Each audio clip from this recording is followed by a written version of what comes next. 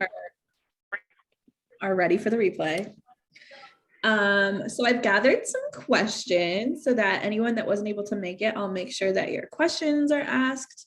But generally speaking, it's just so amazing to welcome Sandra, who is such a bright star. She's so knowledgeable in social media, and she's just an expert at so many things and has had quite the journey, as many of us have on her entrepreneurship journey.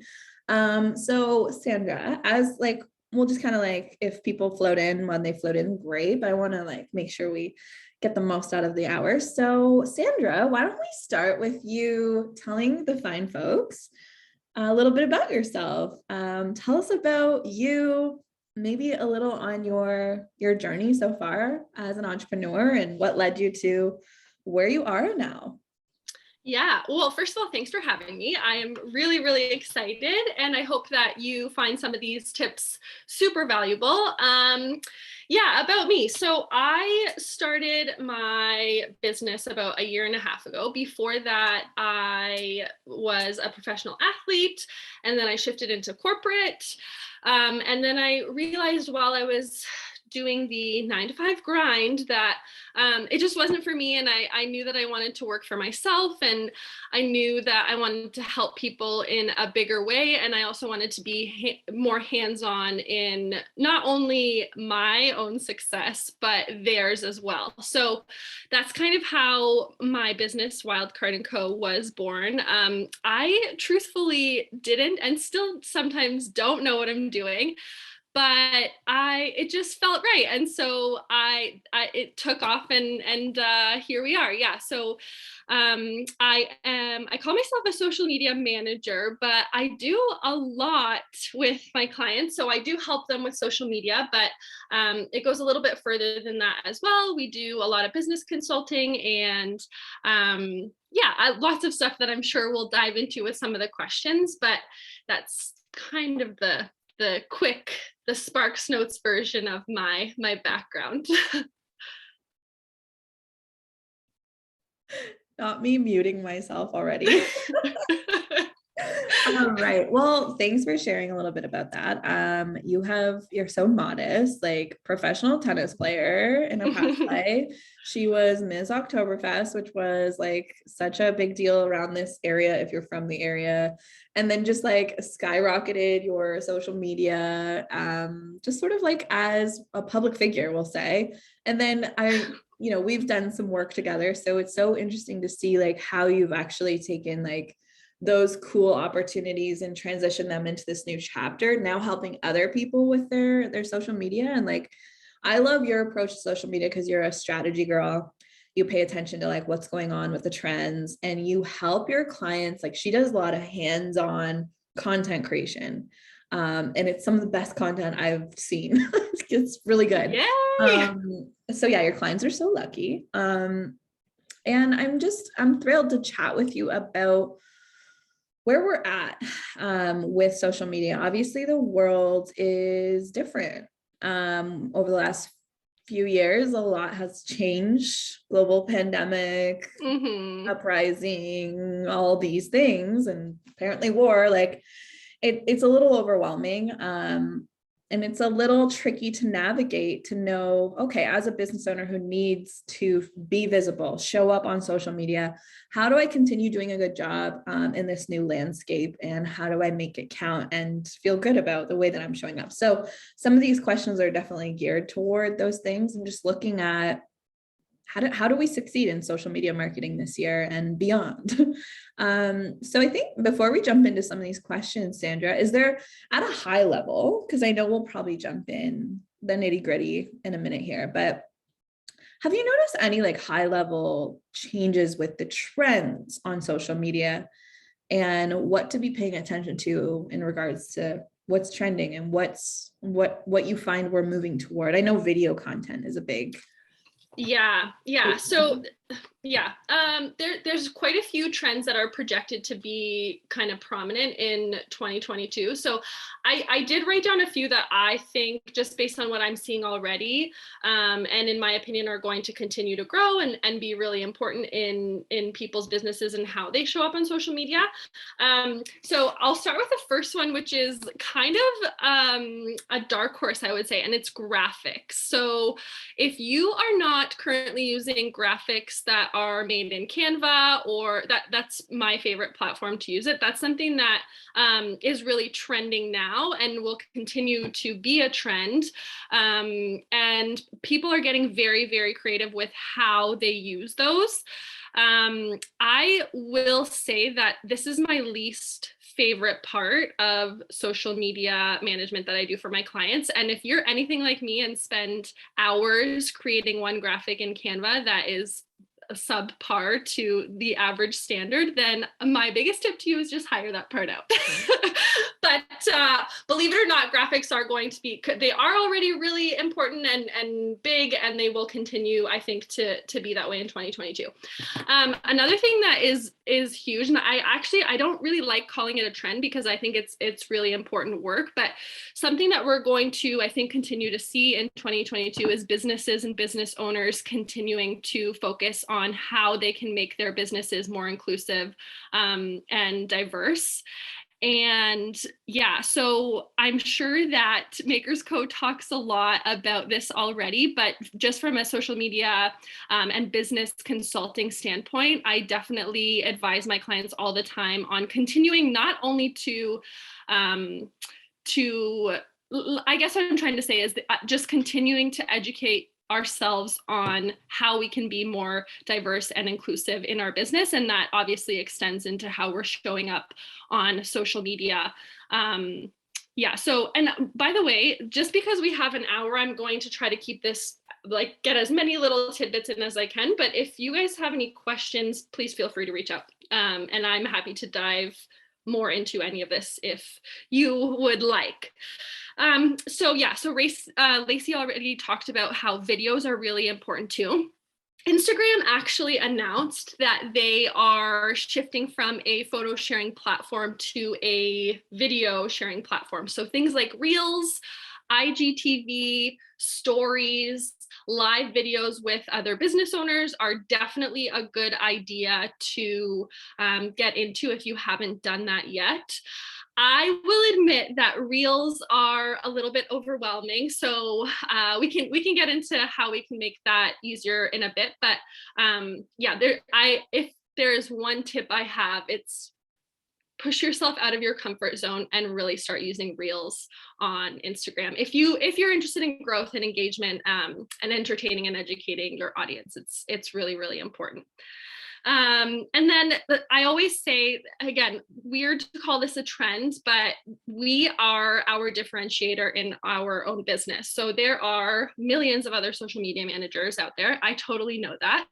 And there's lots of business owners in lots of different industries. So I always tell people that the way that we set ourselves apart is by continuing to be authentic, but also show up as ourselves. And so that's something that I will continue to preach to all of my clients. And when I'm giving presentations or having conversations like this, regardless of what the trends are, the most important thing, in my opinion, is continuing to show up authentically as yourself and share what feels right to you as a business owner and as a human being.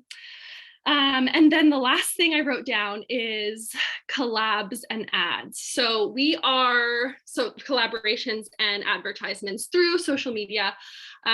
We are, as Lacey mentioned, living in a crazy and scary and just crazy time. And so a lot of businesses are actually spending all of their marketing dollars on their social media for things like collaborations with influencers or other businesses and advertisements. And so that's another thing that I think we'll continue to see in 2022. Hopefully that answered your question. That was a lot of good stuff. Thank you, Sandra. It's It's so great to hear that. It's really reaffirming, I think, for us anyway, too. Because Laura and I, we're wearing lots of hats in our own business, and I'm sure all of us here. And so it's like, okay, is our thumb on the pulse? Are we like doing the right thing? So that was really helpful just to hear, like, okay, like continue on with certain things, but then maybe try to push myself out of the comfort zone and try more reels and stuff. So that's really cool to hear. So maybe I'll just take a moment to let that sit in. And before I've gathered a few questions from our community and stuff like that we can jump into. But before then, it might be since we do have such a cool and small group today, it might be cool to have folks share a little bit about themselves and their business, so that when we jump into the questions, maybe we can speak to your business or your industry a little bit. So everyone, let me put you on the spot for a moment. Why don't we do a few intros and learn a little bit about who we have on the call today? So, Gina, do you want to start? Sure. Start with the introvert. That's totally fine. I got to get better at this. So my name is Gina. I live in Kingston, Ontario. I'm a calligrapher. So I do a lot of wood signs, lots of paper to pen sort of envelope addressing, ornaments and things like that in the sort of holiday season. I've been doing calligraphy for about 3 years, and I started my business just over a year ago. So I've been just had my 1 year sort of anniversary and just sort of still navigating the balancing the full-time job with having a small business and sort of with a small, a younger child plus sort of family life balance. So all of that is a bit of a fine balance, plus trying to find the time to sort of still have good social media and try to be active online as someone who is definitely an introvert. Beautiful. Thank you for sharing. We will definitely chat about that, because that's a big one for a lot of business owners and a lot of just humans. We're all doing a lot, and you're doing a lot too. Who wants to go next? That was so nice. How about Paul? You there? Are you frozen? I think he's frozen. Laura, do you want to go? I do, but what was the question? Sorry, my internet's been shit and it just kicked me out. So I missed what you said. We're just gonna do like a little mini intro of like who you are and what you do, but also what your big question or curiosity around social media at this moment is for yourself or for your biz. So I'm Laura, and I am one of the members of the Makers Collective with Lace. And yeah, in terms of a big question, just like I think the biggest struggle we've had is we were one thing when we first started Makers Collective. We were a community. And now we're something else. We're a business, and we provide education.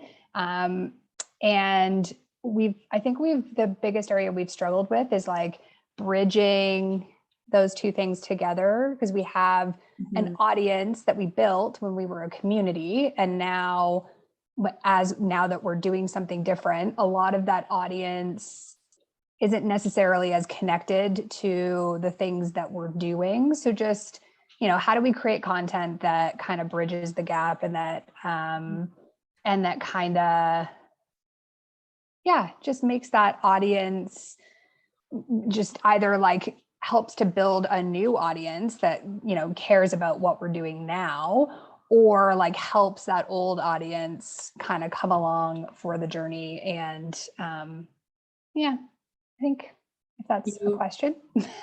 Chef's kiss, that definitely captures it. Beautiful. Who would like to go next? Paul? Hi, I can go next. Okay, perfect. Hi. Hi, my name is Heikki, And I'm working on a few different projects. One, I'm on the board of directors of a charitable foundation, and our goal, we're trying to raise $4 million. And so one of the aspects is to do crowdfunding and to be more kind of present on the social media platforms. So I'm working with a committee, but none of them are savvy in any way with respect to social media. So yeah, so it'll it's a work in progress. The other thing I'm doing on a business level is I want to start a focus on helping people to develop garden suites and laneway suites. I work in real estate in downtown Toronto, and Toronto just recently approved garden suites just about 3 weeks ago. So I want to jump into that and provide content and a focus on that particular area. So yeah, I've got more stuff, but those are the main kind of. That's perfect. Thank you so much for sharing. That's very cool. I feel like there's lots of opportunity with everything, like social media. Raising funds is no joke. So I'm happy you're here. I'm happy we can dive into some of this stuff with Sandra. And then Paul, would you like to share a little bit about yourself? Hey, good morning, good afternoon, depending on where you're to. I live just north of Winnipeg, Manitoba. Got a woodworking business, and over the last 4 months, it's gone gangbusters. I pretty much dedicate a lot of my time to making products for those that serve with the Canadian Armed Forces, and that's doing really well. I have a couple shadow boxes that are going to be delivered later today. For social media, I'm 57. So a lot of times what I'm looking for is that kind of walk through piece. And I have an Instagram, which then feeds my Facebook. I get good responses, but I'm having product.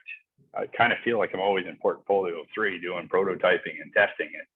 So one of the things I'm looking at doing in March is dedicating more time to social media education and learning my CNC advanced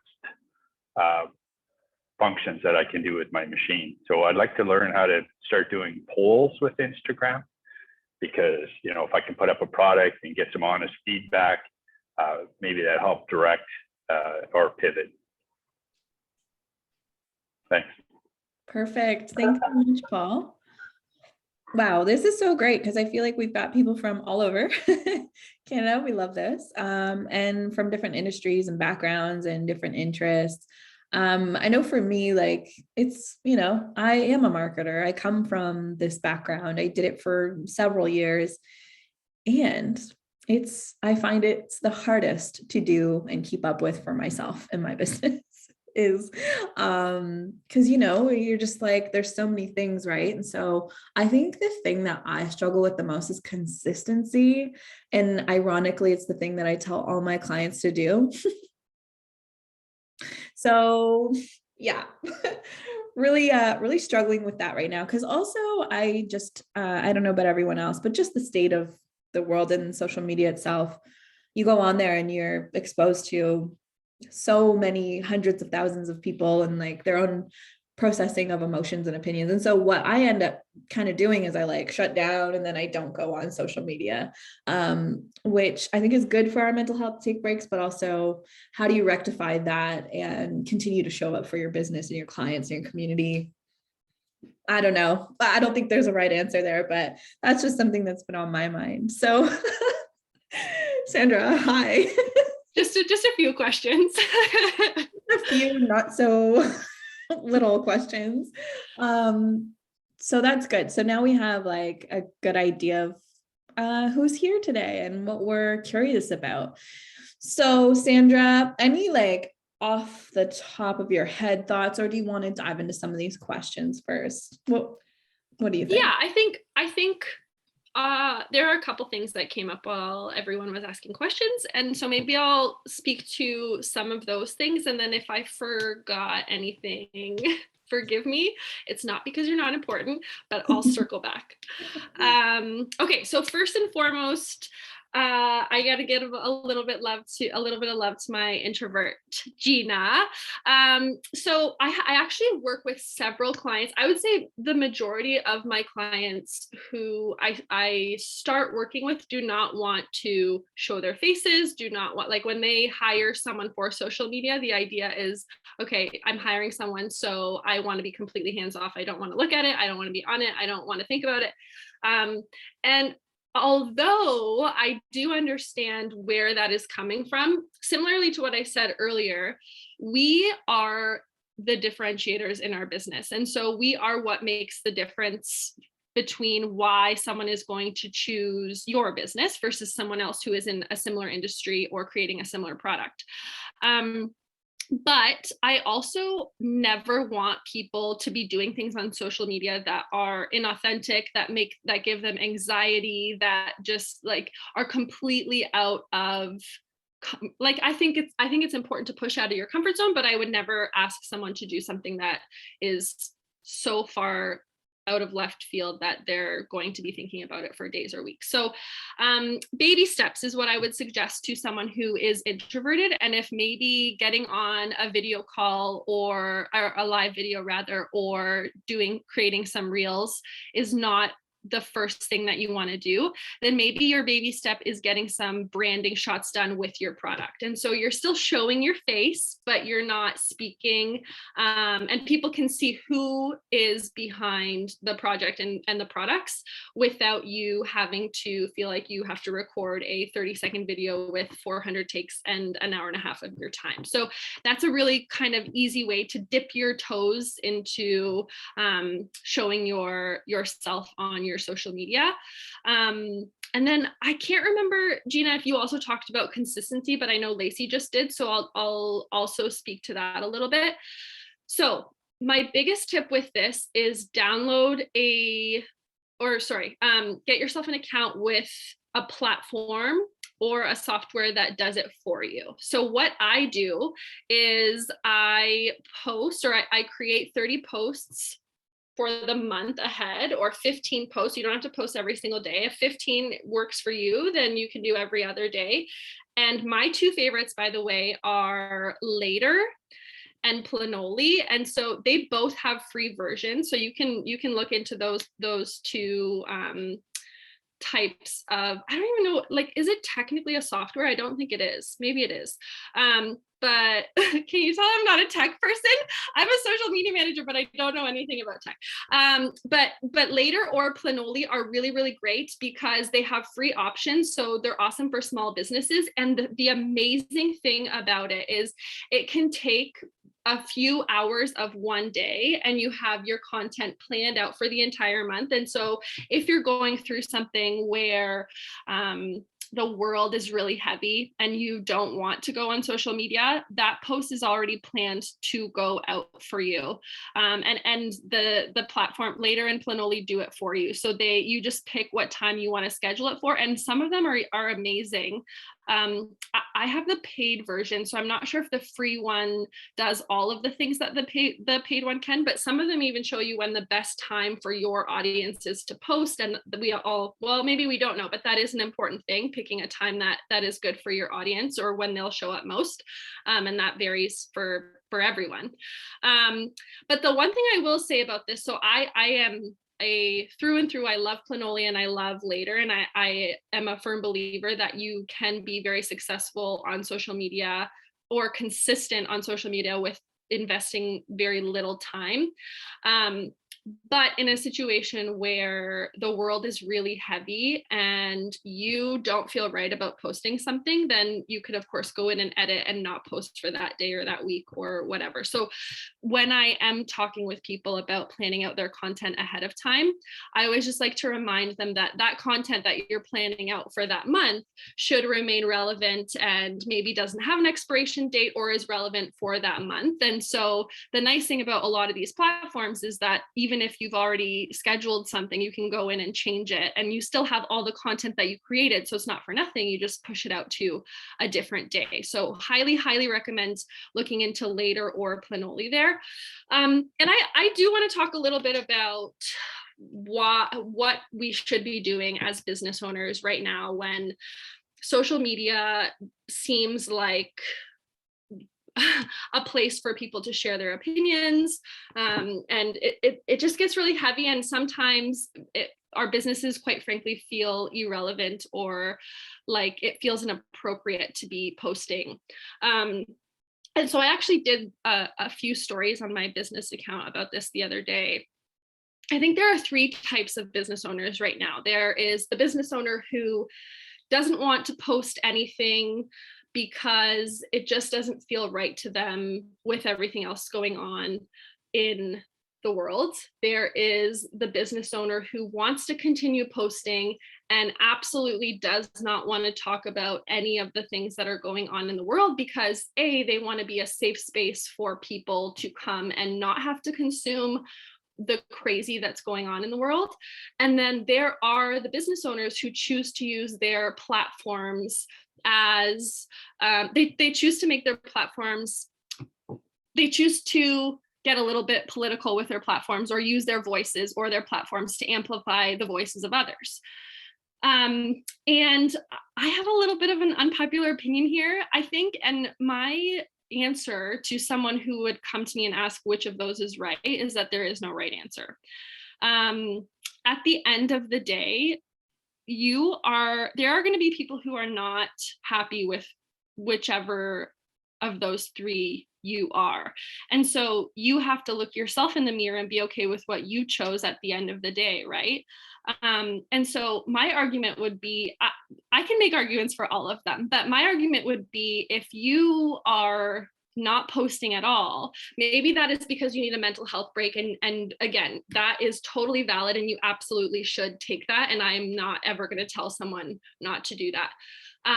But for the people who do feel led to continue to post, you still have to put food on your table and you still have to feed your family, and you are probably bringing joy to some people by not sharing about what is going on in the world. And then on the other hand, there are going to also be people who want us to take a stand and use our platforms to amplify the voices of those who maybe don't have as big of a platform as we do. So all of that to say, in my opinion, from a business standpoint, there is no right or wrong answer. At the end of the day, you have to be okay with what you're choosing to do. So it's not a black and white answer, but that would be that would be my kind of advice going forward. That's so good. So good. Thank you. Wow. That was so valuable. So it's definitely something that's been on my mind as well. Like, what do we do? And I love your approach that there's many ways you could approach it, and there's no right or wrong. You just have to be okay with what feels good to you and what aligns with your values. So good. Yay, I'm glad. Yeah, and so there was another question. Laura asked, how do you bridge a business that used to be one thing, or I guess the audience that came for one thing and are now here for another thing? And I always, when I get asked this question, give the example of the bird's papaya. So for those of you who don't know who the bird's papaya is, she is an influencer, a speaker, she is a mom, she's very successful on social media. She has over 2 million followers on Instagram. And what a lot of people don't know is that the Bird's Papaya started as a dollar store crafts blog. That's how she originally had success. So her initial following and audience came from her being a mom who was on a tight budget and wanted to create fun, beautiful crafts for her kids. And so that's how she started her business or her platform. And then she shifted into a weight loss blogger for about 1.5 years, 2 years. and then went the complete opposite direction and became a spokesperson and advocate for body positivity and eating disorder recovery and things like that. And now she is, I guess, what most people would call a lifestyle blogger, and she shares just kind of about her life. She's a mom, and she shares about her kids and what she does with them, and she still does a lot of speaking events and is still really passionate about body positivity, but she's kind of widened her scope a little bit. So my advice would be, or I guess if you're a client of mine, what I would say is think of your audience. So think of the different kinds of people that are there. So it's the people who were there when they just wanted what you guys started as. Then there are the people who maybe are transitioning with you. And then there are the people that came after and only know what Makers Co is now. And I think that the important thing that a lot of times we forget when we're trying to be strategic is that all of these people are human. Well, some of them aren't, some of them are bots. That is the thing on Instagram too. But they just want to hear what you have been through and the journey, that how you started. And maybe sometimes we forget to talk about where we came from. And so even if they aren't someone who's going to turn into a client right now based on what you're offering, that doesn't mean that they aren't going to engage, refer people to you, have become a client down the road. So always back to consistency on Instagram, but from the point of consistency, I think we need to also look through a lens of who is my audience? Am I hitting all different kinds of people? Because we know that our audiences often are not just one type of person, right? I have moms who follow me, I have business owners who follow me. And so I have to make sure that when I'm putting content out there, I am creating content for every kind of person. And then one more thing too, that nobody actually asks about this, but it's really, really important. And maybe you already know this from learning about sales, but the average person needs to hear something 7 times before they grab that thing or realize that they want it, or maybe it just clicks. Maybe it's not even a sale or a purchase. It's just something that they remember. And so that's another thing about social media that I think really stresses people out, is how do I continue to have content that is evergreen and not boring and I'm not repeating myself? So you are your biggest critic, and as we are in our lives, not just with social media. I will tell you that most people follow hundreds, if not thousands of other people. So spoiler alert, they might not be seeing all your posts, but also we have really quick, we forget, we have short memories, right? So we'll see something and it seems interesting and then we forget it. How many times have we read a book or listened to a podcast and wanted to hear it again because it just didn't click, or we don't remember what we loved so much about it? And so the same thing goes with posts or content that you're putting out there. Please don't feel like you can't repeat. Obviously, if it's expired or not relevant, that's a different story, but don't feel like you're going to be boring someone or they're going to unfollow you or anything like that, because the average person needs to hear something 7 times before it even clicks. So yeah, that's another big tip. Okay, I know I'm forgetting two. That was so good. So good. I'm feverishly writing notes. I'm trying to remember as well. Polls was one. Yes. Polls was one. So Paul, this might be something that we have to do offline that I can actually walk you through, but polls is simply, I think this is what you're asking. Polls is simply a feature on Instagram stories that I can just walk you through. It's just 3 clicks and then you can set it up. So does it make sense? Would you like me to walk through how that looks, or does it make sense to do it offline? What do you think, Lacey? Yeah, do it offline if that fits into your time slot. Okay. Yeah. Great. Thank you. We'll exchange info and then I can quickly send you just a step-by-step of how to do that. Excellent. So great. And then not-for-profit raising $4 million. I left that one for last because I'm just kidding. It's not, it's a big deal. And my answer to that would be similar to what I just said to Laura, is think about the different kinds of people who you are trying to market to. So, and how can you hit things that they would be interested in, what they need to be educated about. I've worked with not-for-profits before, and it's a fine line. I have 4 pillars usually. It's a fine line of balancing between education about what the not-for-profit does, because realistically, if you just use your platform as an educational tool, there's going to be a chunk of your audience who is bored, unfortunately, right? So we have to find that balance between education and entertainment. but it's true. So I would actually love to talk to you more about that. Please forgive me, I don't remember how to pronounce your name. I think it's Heike. Is that right? Did I get it? It's Heike. Heike, Sounds like an A. I was close, like Reiki. Yeah, I would love to talk to you more about that. Let's see what we can figure out.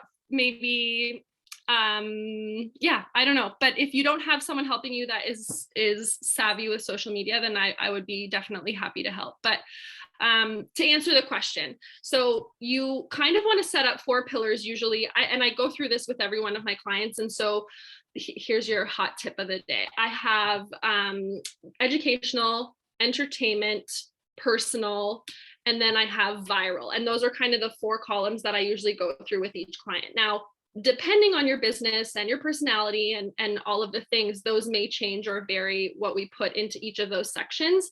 But generally speaking, I try to have 25% of my posts go into each of those sections. So, and the reason I do that, I can just tell you really quickly, is, well, what I said, if you're just focusing on one category, oftentimes you're going to lose a big chunk of your audience, because we know that there are different business owners and different humans with different types of personality. So some people really might geek out on factual evidence, but then the other person sitting next to them might really love an entertaining post that makes them laugh. And then on the other end of the spectrum, there might be someone who is really inspired by a quote or a meme or something that they want to share with their followers because they like to be inspired and they want to inspire their followers as well. So it's for raising funds, it's the exact same answer as for getting engagement. And that's just think about the different types of people that you're trying to engage. But yeah, I'd love to talk more about that. So let's talk about that offline too. For viral, you mean the like the inspirational part, right? Yeah. So I don't know much about what's the not-for-profit. Are you allowed to share that, or? Yeah, it's a program that's been running at the University of Toronto for the last 33 years. It's based around the cultural group where I was from Finland, where I was born. So there's been a Finnish studies department at the U of T, and the government, the Finnish government, stopped supporting it, and now we're on our own. We have to raise all the money ourselves to keep it going. So there's a history. There's a 33-year history with a lot, different professors, alumni. There's lots of material, but no one's really ever pulled it together. So I can see where all of these, we can contact past alumni and ask them to tell their stories, right? There's lots of different things, right, that we can do. So you got it. That's so good. Yeah, I was just going to give you a quick, just off the top of my head, without going through a full strategy with you. But if you want just some quick tips for education, you can talk about the history of both the organization, but also just the culture. And then the personal piece is exactly what you said, bringing in alumni, talking about people who are part of the organization and what you all do. And then the viral piece would be inspirational quotes or even videos of you all doing your work, and why that would pull at heartstrings for why people would want to contribute and continue, have the organization continue. one thing I forgot to mention that's really, really important. So within each of these columns, and like I said, they can be interchangeable. You don't have to use that's kind of like my wild card method, but you can change the titles at the top of the columns. But within those within the 25% of each of those columns, 25% of that 25% should be a call to action. So the last thing you want is to spend all of this time creating all of this content and hoping for the best. Like, hope is not a strategy, right? So I highly encourage even higher than that. But if you've never done calls to action or asking for sales, then 25% of each kind of section would be a good place to start. Is everyone following? Does that make sense? I feel like, yeah, 25% of each column. So let's say we have 100 posts, 25 of them are in the personal column. 25% of that should be a call to action. So let's just use the example of my business. So if I am deciding to post about, I'm choosing to post something educational about my business and what I do, the call to action would be, send me a DM if you feel like you need this service, or if this is something that you have questions about, send me an email, and you refer them back to your link, or give them the answer for how they can work with you as often as you can, but definitely 25% of the time. Wow, thank you, Sandra. This is so good. I'm just looking at some of the questions that I gathered, and you've actually answered a lot of them already, just anecdotally. So maybe there's one that I have in mind, but maybe I'll just open the floor in case anyone has any follow-up comments or questions after what Sandra's shared with us today. Anything like any follow-ups or anything that anyone wants to put out there? Feel free to ask them in the chat too, if that's better. So good. Amazing. All right. Well, while we do that, let me just check. Oh, here's one final question I've got for you, Sandra. As we're like moving through our social media, we're creating the content, we're posting it, and just like putting ourselves out there, what would you tell people to pay attention to when it comes to like success and metrics? I know that this also has evolved over time. Once upon a time, we were definitely looking at like how many followers you have, and that's definitely one aspect. But what would you tell your clients to pay attention to, or business owners to pay attention to when they are looking at, oh, is this doing well, or am I, anything off the top of your head that you would recommend? I did the same thing. I muted myself and I was just talking.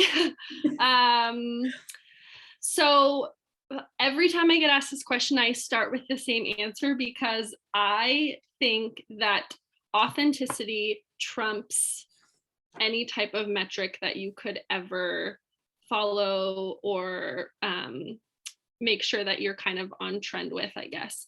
So before looking at any of the metrics, I always tell people to make sure that they feel like they're sharing from a place that they feel comfortable with and that reflects their brand and business.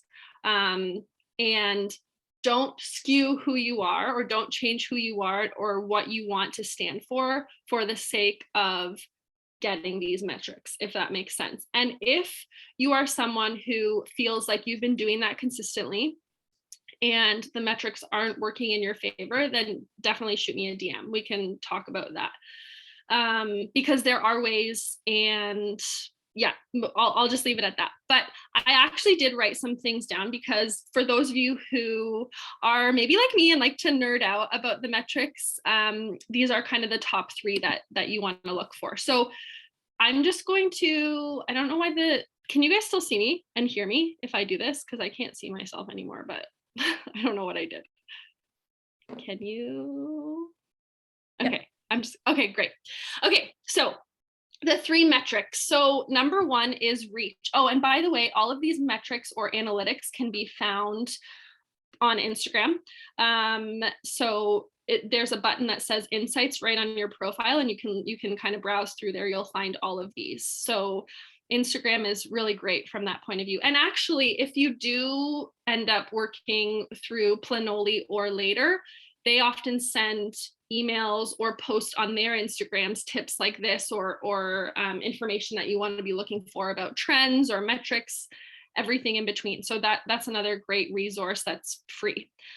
But the 3 metrics that I would say are most important, number 1 is reach. So really quickly, I'll just tell you, reach is the total number of unique people who see your content. So basically, the higher the reach, the more eyes on your posts. And one thing that's really important with reach, which I touched on a little bit earlier, is that you want to find the best times to post for your audience if you want to take advantage of reach, or have your best chance with hitting the most amount of eyes, like we just talked about. So you can actually find that in Instagram as well. It'll show you when your audience is most active, but then if you're also using Planoly or Later, it will tell you as well. And then the next metric is impressions. And so impressions is just how many times a post shows up on a timeline. And so the tip here would be to post content that is timeless or evergreen, like how your product solves a problem. So I like to call that pulling at the heartstring. So for someone who is trying to, like we used the not-for-profit, talking about how there is a problem and this not-for-profit will offer that solution is a great example of that. And also, the more, I think the average person will know this, but I'll just share it just in case you don't. The more shares you get on a post, the more potential someone has of seeing it, of course. So that's important, because people who aren't following you, you'll show up on their algorithm as well. So that's something to keep in mind for why you want your post to go viral or be shared or get saved, those types of things. And then the last one I would say is the most important one, which is engagement. So basically it's kind of an umbrella metric. So it can be broken up into different categories, which is individual engagement metrics, or engagement rate percentage, which I'm going to teach you how to calculate that in 1 second. But basically it's the amount of likes, comments, shares, clicks on a specific post. So you can actually calculate your Instagram engagement rate. So I'll just let you write this down if you're interested, but Instagram engagement rate is the amount of likes plus comments plus saves divided by your followers times 100. So I'll just say that one more time.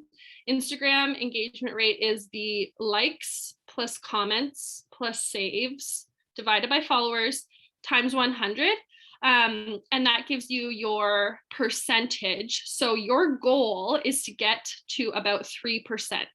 If you're at 3%, you are killing it. Anything above 4% is crazy, crazy awesome. The average account will have between 1 to 3%.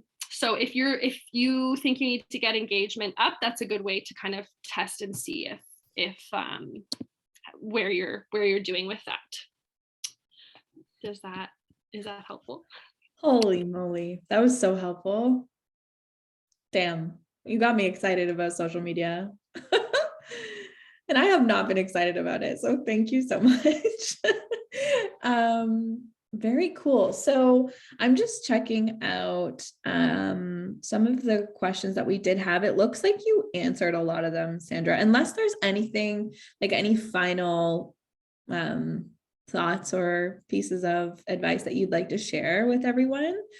We can I'll just share one more thing. I think that, especially with everything that's going on in the world, social media gets a bad rap. And I feel like I am this, like, I don't even know, social media disciple or something, just sharing about how it can be a positive thing. And so as someone who is obviously on social media all the time, whether I want to be or not, because my clients depend on me to do so, I like to remind people that it doesn't have to be a highlight reel. And so maybe this isn't the most professional advice that you've ever heard in your life, but And that's not how I run my business. I like to be authentic, and I like to show people the good, the bad, and the ugly.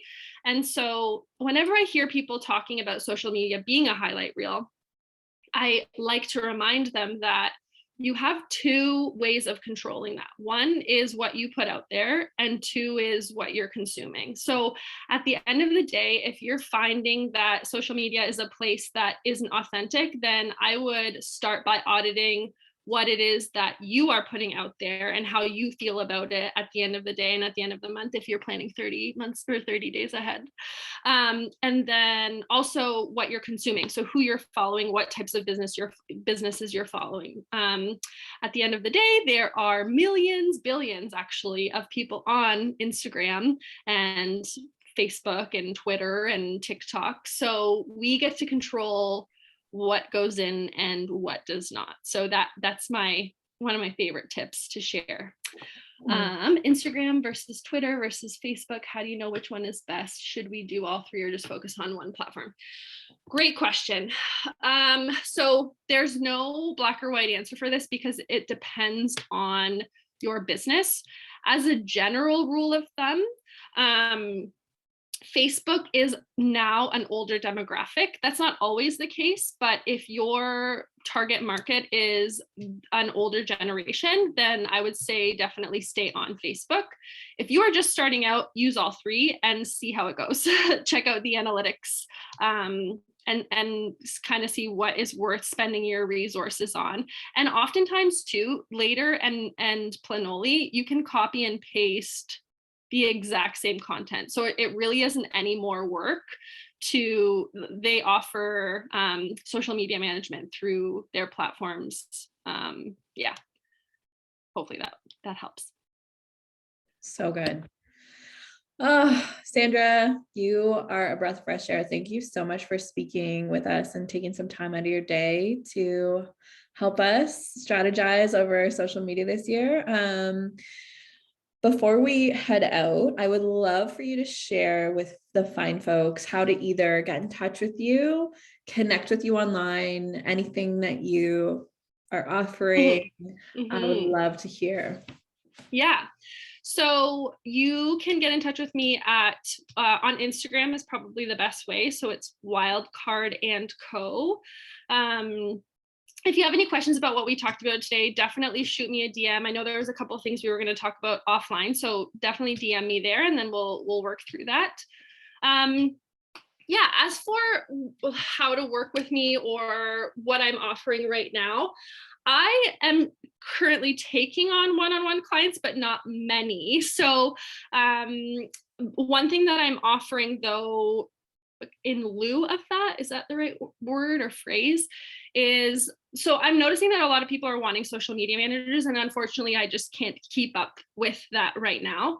But what I am doing is offering some pop-ups where people can come in for an hour or 2 hours and essentially meet with me to talk about the strategy, and then we do branding shots for you or real content creation or essentially any type of content that you feel you need, or we come up together through our strategy meeting that you need. And so the first one is on April 12th. And if you are interested in that, send me a DM and then just say in the DM that because I know there are some people who are going to be listening to the playback, just say that you listen to the Makers Co chat, and I will give you my client pricing for that. That won't be public. So yeah, I would love to do that for you guys if that's something that you are interested in.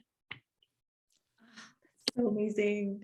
I am so excited about this pop-up. I think it's super innovative as a business owner to offer something like that. Like, how often can you pop into a place, get branded photos and all this stuff for your business and the strategy? And for anyone that's like not local, obviously check Sandra out online, check out her website. She's got lots of valuable knowledge and tools for you. So wow, thanks so much, Sandra. Seriously, this was amazing. Thank you.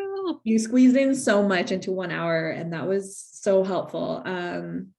Yeah, wow. Okay, so we'll post the replay in the community. I'll send the replay to you too, Sandra, because I'm sure there's lots of things we could like snip out and put on the socials, and we'll definitely be tagging you online. So thanks so much, Sandra. That was Yay. amazing. Yay, I'm so glad. It was so nice to meet you all. And like I said, reach out if you have any questions. I'm happy to help. You're the best. Thanks so much. Yay. Have a great day. Okay, bye everyone. Have a good afternoon.